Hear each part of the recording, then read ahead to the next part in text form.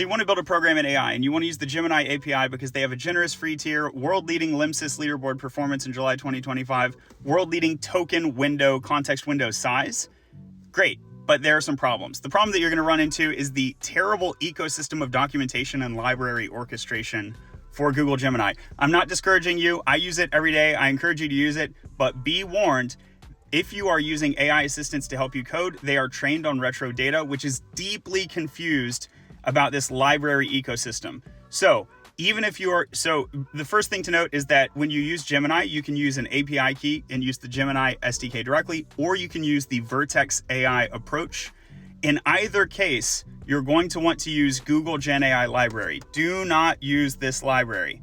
Even if you want to use Vertex AI, do not use this library. Do not use this library. You want Google-Gen AI. The language models get extremely confused with this other deprecated library. There's a bunch of these. Hang on. Do not use this library. Do not use the Vertex AI SDK for Python. You want to use Google-Gen AI, and you will simply pass Vertex AI equals true as a parameter in the client.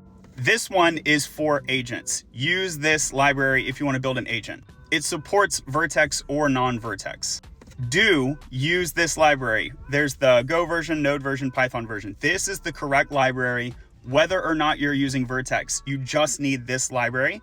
This one does not have agents. So you start with this, and then if you want an agent, you will install both this and the ADK. This is for the direct chat API. If you want to directly call the chat without an agent, you'll use this.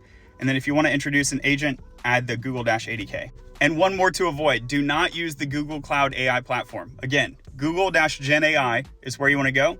July 2025 and beyond, just Google-Gen AI, and then for agents, Google-ADK. You can try to steer your AI assistants who are deeply confused about this at the moment.